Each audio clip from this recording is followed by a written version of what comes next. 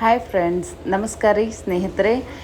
ಇವತ್ತು ನಮ್ಮ ಊರಿನಲ್ಲಿ ಪ್ರತಿ ವರ್ಷ ಅತ್ಯಂತ ಭಕ್ತಿಭಾವದಿಂದ ನಡೆಯುವ ಶ್ರೀ ಗುಂಡಯ್ಯ ಕುಂಬಾರ ಇವರ ಸ್ಮರಣೋತ್ಸವ ಕಾರ್ಯಕ್ರಮಕ್ಕೆ ನಾವು ಹೊಂಟೀವ್ರಿ. ಅದಕ್ಕಿಂತ ಮೊದಲು ನಮ್ಮ ಊರಲ್ಲಿನ ಗ್ರಾಮ ದೇವತೆಯಾದ ಶ್ರೀ ಲಕ್ಷ್ಮೀ ದೇವಿಗೆ ಪೈಲ ದರ್ಶನ ತೊಗೊಂಡು ಆಮೇಲೆ ಹೋಗ್ತೀವ್ರಿ. ಯಾಕಂದರೆ ಇಲ್ಲಿ ಪ್ರತಿಯೊಬ್ಬರು ಯಾವುದೇ ಒಂದು ಒಳ್ಳೆ ಕೆಲಸ ಮಾಡಬೇಕಾದ್ರೆ ಇಲ್ಲಿ ಲಕ್ಷ್ಮೀ ದೇವಿಯ ದರ್ಶನ ತಗೊಂಡು ಮುಂದಿನ ಕೆಲಸ ಮಾಡ್ತಾರೆ ನಮ್ಮಲ್ಲಿ.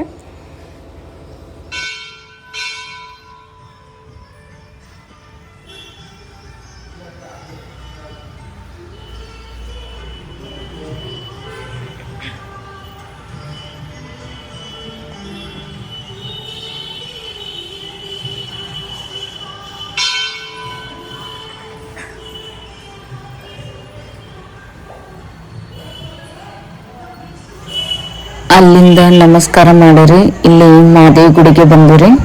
ಇಲ್ಲಿ ಎಲ್ಲ ಕಾಗವಾಡ ತಾಲೂಕು ಅಥಣಿ ತಾಲೂಕದ ಎಲ್ಲ ಹೆಣ್ಮಕ್ಳು ಗಂಡ್ಮಕ್ಳು ಕುಂಬಾರ ಸಮಾಜದವರು ಎಲ್ಲರೂ ಬಂದಿರ್ತಾರೆ. ಇಲ್ಲಿ ವಿಶೇಷ ಏನಂದ್ರೆ ರೀ, ಪ್ರತಿಯೊಂದು ಹೆಣ್ಮಕ್ಳಿಗೆ ಸೀರೆ ಮತ್ತು ಒಂದು ಕಳಶ ಮತ್ತು ತೆಂಗಿನಕಾಯಿ ಇದೆಲ್ಲ ಕೊಟ್ಟಿರ್ತಾರೆ.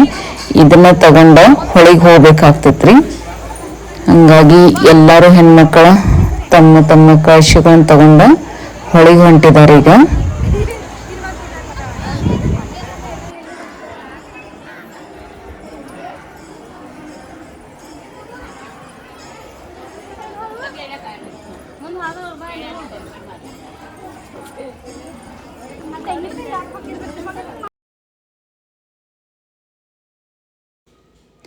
ಇದು ನೋಡ್ರಿ, ನಮ್ಮಲ್ಲೇ ಹರಿಯುವ ಕೃಷ್ಣಾ ನದಿ ರೀ. ಈ ನದಿಯನ್ನು ನೋಡೋಕೆ 2 ಕಣ್ಣುಗಳು ಸಾಕಾಗಂಗಿಲ್ಲ ರೀ. ಯಾಕಂದ್ರೆ ರೀ, ಈ ಟೈಮ್ದಲ್ಲಿ ಇದು ತುಂಬಿ ಹರಿತಿರ್ತೈತೆ ರೀ. ಏಪ್ರಿಲ್ ಮೇದಲ್ಲಿ ಇದು ಪೂರ್ಣ ಬತ್ತಿ ಹೋಗಿರ್ತೈತೆ ರೀ ಹೊಳೆ ರೀ. ಆಮೇಲೆ ಜೂನ್ ತಿಂಗಳಿಂದ ಮತ್ತೆ ಸ್ಟಾರ್ಟ್ ಆಗ್ತೈತೆ ರೀ ಇದು ತುಂಬಿ ಹರಿಯಕ್ಕೆ ರೀ. ಆ ಟೈಮ್ದಾಗ ಏನು ಮಾಡ್ತಾರೆ ಇಲ್ಲಿ ರೀ, ಪ್ರತಿಯೊಬ್ಬರೆಲ್ಲ ಗ್ರಾಮಸ್ಥರೆಲ್ಲ ಸೇರಿ ಈ ಹೊಳೆಗೆ ಮೊದಲ ಪೂಜೆಯನ್ನು ಮಾಡ್ತಾರೆ. ಯಾಕಂದ್ರೆ ಗ್ರಾಮಸ್ಥರು ಆಮೇಲೆ ಬೆಳೆ ಮಳೆ ಎಲ್ಲ ಚೆನ್ನಾಗಾಗ್ಲತ್ತಂದ ಈ ನದಿ ಒಳಗೆ ಮೊದಲ ಪೂಜೆಯನ್ನು ಮಾಡ್ತಾರೆ. ಅದೊಂದು ನಮಗೆ ಹೆಮ್ಮೆಯ ವಿಷಯ ರೀ.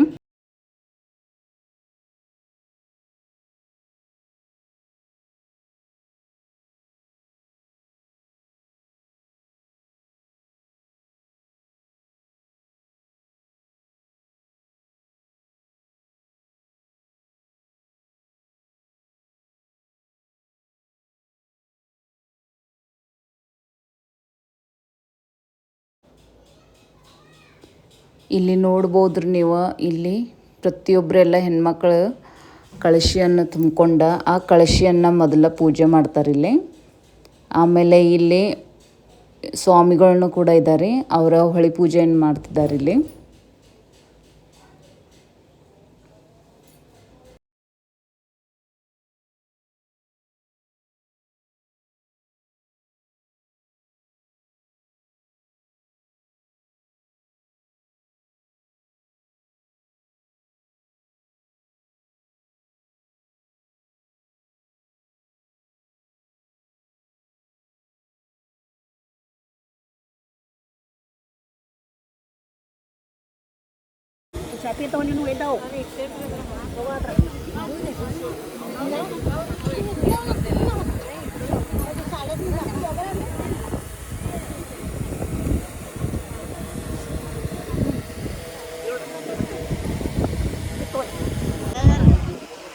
ಈಗ ಈ ಹೊಳೆ ಪೂಜೆಯನ್ನು ಮುಗಿಸಿದ್ರೀಗ ಸ್ವಾಮೀಜಿಗಳ ಈ ಗ್ರಾಮಸ್ಥರೆಲ್ಲ ಕೂಡಿ. ಇನ್ನು ಮುಂದೆ ಎಲ್ಲ ಹೆಣ್ಮಕ್ಳು ಆಮೇಲೆ ಎಲ್ಲರೂ ಕೂಡಿ ಈಗ ಮಹಾದೇವ ಮಂದಿರಕ್ಕೆ ಹೋಗ್ತಾರೆ. ಈ ಮನ್ನತ್ತಿನ ಅಮಾವಾಸ್ಯೆಯ ಈ ವಿಶೇಷ ದಿನದಿಂದ ಗ್ರಾಮಸ್ಥರ ಎಲ್ಲರೂ ಒಟ್ಟಾಗಿ ಸೇರಿ ಶ್ರೀ ಗುಂಡಯ್ಯ ಕುಂಬಾರನನ್ನು ಸ್ಮರಿಸುತ್ತಾ ಈ ಬೆಳಗಿನ ಜಾವ ಹೊಳೆಯಿಂದ ಪವಿತ್ರ ನೀರನ್ನು ತಂದ ಸುಮಂಗಲಿಯರು ಭಕ್ತಿಯಿಂದ ಮೆರವಣಿಗೆಯಲ್ಲಿ ಮಹಾದೇವ ಮಂದಿರಕ್ಕೆ ಹೋಗ್ತಾರೆ. ಈ ಹೋಗುವಾಗ ಡೊಳ್ಳು ತಾಶ ಭಜನೆಗಳ ನಡುವೆ ಮೆರವಣಿಗೆ ಮುಖಾಂತರ ಎಲ್ಲರೂ ಕೂಡಿ ಭಕ್ತಿ ಭಾವದಿಂದ ಹೋಗ್ತಾರೆ. ಇದರಿಂದ ಎಲ್ಲರದು ಐಕ್ಯತೆಯನ್ನು ಪ್ರತೀಕವಾಗಿ ಕಾಣಿಸ್ತೈತ್ರಿ. ಶಿವನನ್ನು ಸ್ಮರಿಸುತ್ತಾ ಎಲ್ಲರೂ ಭಕ್ತಿ ಭಾವದಿಂದ ಹೋಗ್ತಾರೆ.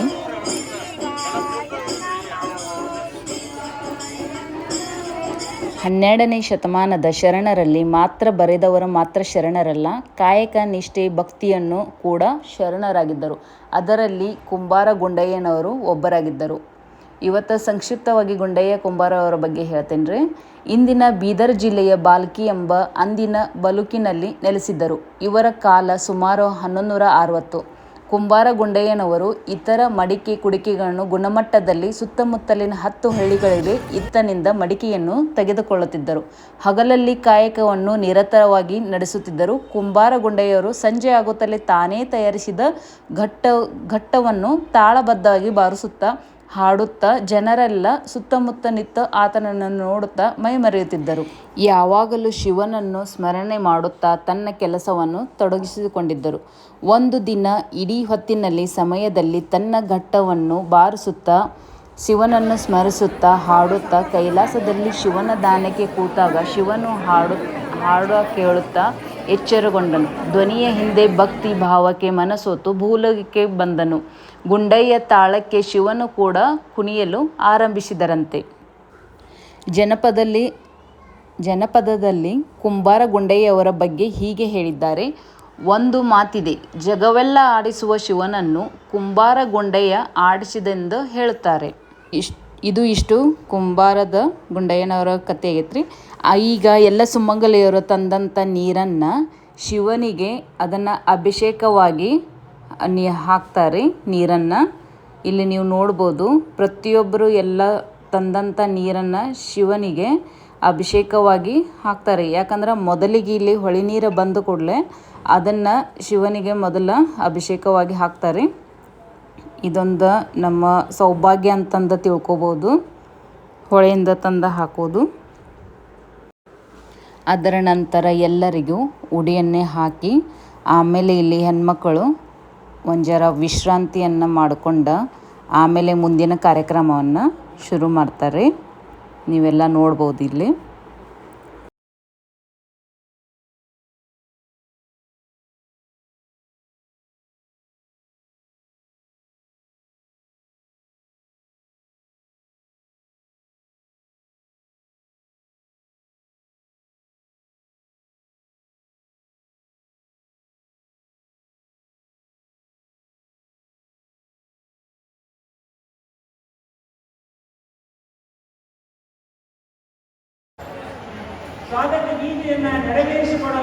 ಪೂಜ್ಯರ ಸಮ್ಮುಖದಲ್ಲಿ ಈ ಕಾರ್ಯಕ್ರಮವನ್ನು ನೆರವೇರಿಸಿಕೊಡ್ತಾರೆ.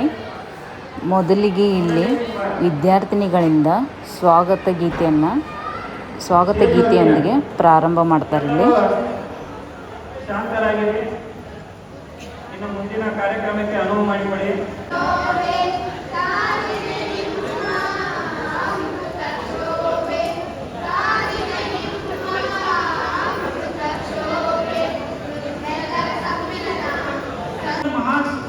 ಅದಾದ ನಂತರ ಎಲ್ಲ ಸ್ವಾಮೀಜಿಗಳಿಗೆ ಸತ್ಕಾರವನ್ನು ಮಾಡ್ತಾರೆ. ಇಲ್ಲಿ ಜೊತೆಗೆ ಶ್ರೀ ಚನ್ನಬಸವ ಪರಂಪರೆ ಹಾಗೂ ಸಂಜಯ್ ಬಿರಾದಾರಿ ಅವರು ಅದರ ನಂತರ ಗಣ್ಯ ವ್ಯಕ್ತಿಗಳಿಗೂ ಕೂಡ ಸ್ವಾಗತ ಮಾಡಿ ಸತ್ಕಾರ ಮಾಡ್ತಾರೆ. ಅವರಿಗೂ ಕೂಡ ಆಯ್ತಾಯ್ತು.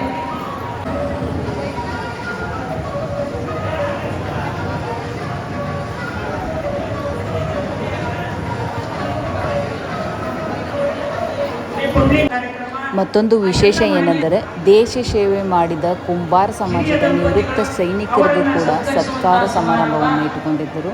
ಅದೊಂದು ಹೆಮ್ಮೆಯ ವಿಷಯವಾಗಿತ್ತು. ಕುಂಬಾರ ಸಮಾಜದ ಹಿರಿಯ ಮತ್ತು ಕುಂಬಾರಿಕೆ ಕಾಯಕ ಯೋಗಿಗಳಿಗೆ ಸನ್ಮಾನವನ್ನು ಮಾಡಿದರು.